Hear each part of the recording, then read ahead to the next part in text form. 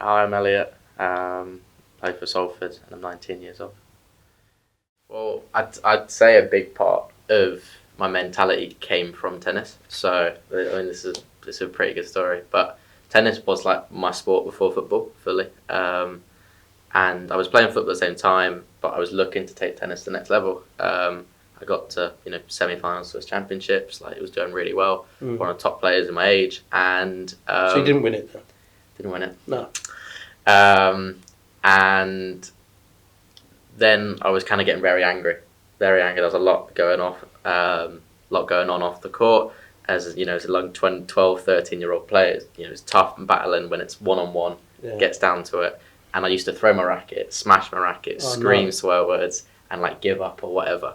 And around then, I'd made the mental change to not ever do that again. I had like headphones. It must have been costing your dad quite a lot in rackets. Yeah, in rackets and stuff, or more embarrassment probably. Yeah. And I made that change mentality-wise. I had a little book with like quotes in, everything for all the breaks and stuff. Yeah. And I decided I've got to switch that mentality at 12, 13. But it's quite common in tennis, isn't it? That mentality. Yeah, Federer used to be really, really angry as a teenager. Yeah. But like I said, once I made that change, then I think the mentality in football and everything else came a lot easier, and I did that. You see, some of this is making sense because tennis it's obviously a very individual sport, isn't it? And what difference is there in terms of the way in which you approach the sport between an individual sport and a team sport? Well, tennis is intense because it's a one-on-one. It's like going in the ring with someone in boxing. It's you and them. There's a lot of pressure on yourself, and so tennis becomes very much you against you in a way, even if it is against someone. And when you've got to deal with that pressure you put on yourself, you've got to deal with your own performance. It then, for example, made it very easy in the transition to football because then you've got people to support you and stuff like that. And so, but then also in football, when things aren't going that way, if you've got that mentality, that leadership, you can bring people and support them with you. And so when you've got players that have that individual strengths, mental wise, it makes a big impact in the team game. And then you can all support each other, and then you work even better as a team. I remember you getting injured a couple of times. How difficult is it when you get injured? I remember the disappointment on your face. I remember one of the matches where you walked off and you were pained and you were nearly in tears looking at me as you walked off, telling me, I've done it again, and you were so disappointed. Just explain how that feeling is. Well, yeah, so going back to that one, it was a really obviously bad time. We were pushing, we're getting closer to getting some opportunities with clubs. And it was an ankle injury that I'd done previously, and done probably worse in this instance.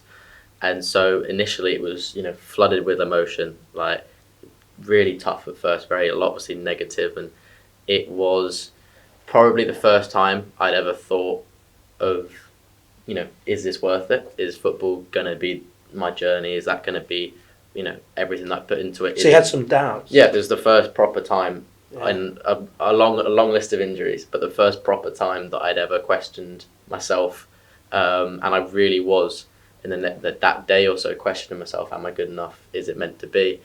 But then, with, you could say, obviously, my experiences in the past, the way my mentality works and what I've learnt, through all my experiences, is that from, a couple of days after dwelling on it and getting over that doubt, it was about, okay, now how can I turn this into a positive?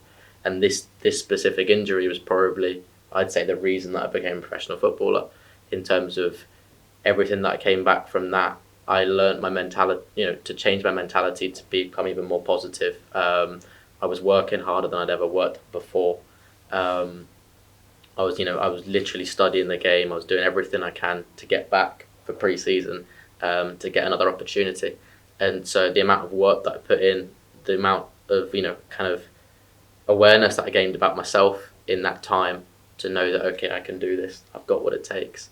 I put a real big focus on my mindset, and I really delved into that as to how can I improve that so that every obstacle, every down, that comes in football, because there are obviously a lot of downs in football, a lot of tough times, and if I can be the one that keeps getting back up from them, that's going to make me different. And so I put a lot of time into that, put obviously an awful lot of time into getting back fit, and I came back a month or so later and obviously got my professional contract.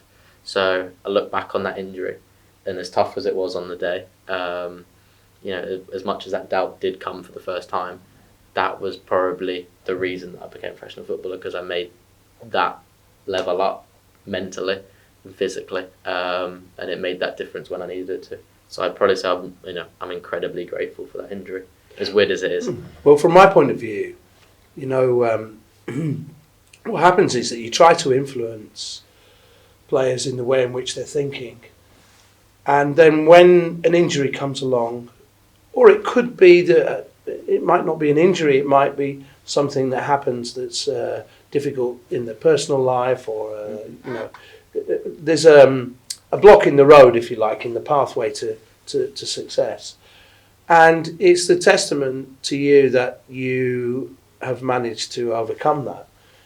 And it is hard, but you do have to dig deep, and I think you have to believe in yourself, and you have to have that nerve and that steel to want to build things up. It seems to me as though at MIFA you made really good use of the facilities and the personnel, because when you were coming back, you would come in and you would relate well to the coaches. You'd make sure that you got the most out of them for you, and you put the time in on the pitch. I remember it's not all plain sailing, and people have this idea that you decide you want to be a professional footballer, you go and you work hard, and then that's it. What does it really mean to work hard? And we're kind of exploring that now. And one of the things we've talked about is the challenge of the injuries. Going on to a different challenge, playing the game.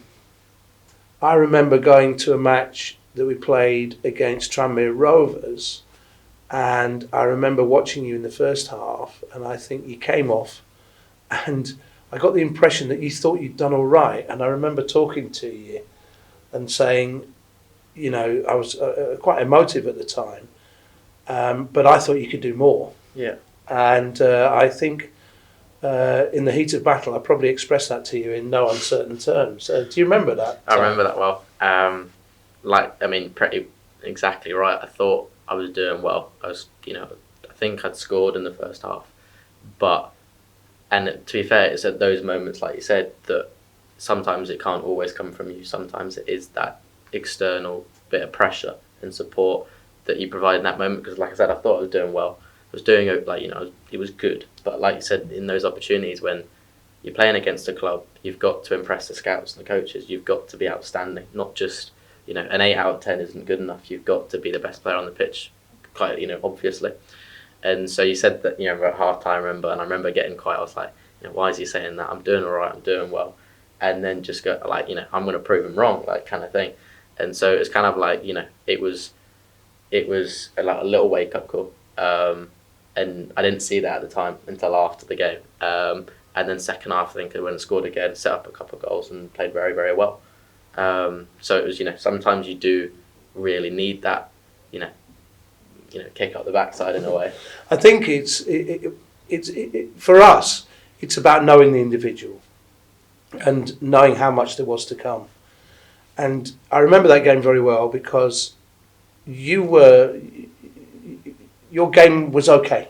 You'd done quite well in the first half, but it wasn't as well as you could do. And what you really look to do, from my point of view, is to get in the position where you're doing yourself justice. And sometimes, the old adage is a carrot and stick, if you like. And sometimes you need a little bit of stick. And occasionally the player doesn't quite see it like that. And there's nothing worse probably than coming off at half time thinking I've done quite well, and there's someone telling me you better get yourself into gear in the second half. But your response to it was excellent. And, that's what we're looking for. We're looking for a response which is going to take you to the next level. because, you know, it is a level above. We really enjoyed the time that you spent here at MIFA, and the rewards from that for those of us here at MIFA are to see you enjoying your football at a professional standard going forward. And we're really looking forward to seeing the days when we see you playing in first teams and enjoying success from that. It's been a good step for you so far, but, you know, there's lots more to come, and I'm looking forward to an involvement in that. I enjoy supporting you, and I very much enjoy seeing you improve. At Salford City, you've got some excellent coaches. You're enjoying that, aren't you? Yeah, luckily enough to have Warren Joyce, obviously ex-Man United coach. He's been brilliant. He's, you know, his understanding of like the mental side of the game, his understanding of the tactical and the teamwork has been huge. And you know, for those reasons, the attitude, the tactical side of it, and the way we play as a team and work as a team is, you know, has led to really good success in the 23s. Yeah, and I've learnt a lot from him. I think you've really settled into life at Salford City. You've also had excellent support from your family. Mm-hmm. How important do you think that external support, the support from your family is? Yeah, well, it's huge. It's you know, I think it's vital, to be fair, because having those parents there, you know, when things aren't going well, or when things are going well, to remind you, you know where you got to go, you know who you are, those values and who you are as a person, just off the pitch as well, is so important. Have you got any special messages for those who might be watching it now who are thinking of coming here? Just you know, come here. If you come here, you know, use the facilities, enjoy it, get as much as you can from the coaches and from Ross and all the staff, and you know, put the work in. That's probably the most important thing. You've got a great opportunity here with the people around the facilities to get to learn, to improve, and then, you know, who knows, you can end up with a professional contract. It's as simple as that. Well, thanks very much. Congratulations on getting to the stage of getting your first contract, and we're really looking forward to see you progress in the future. Thank you. Thanks.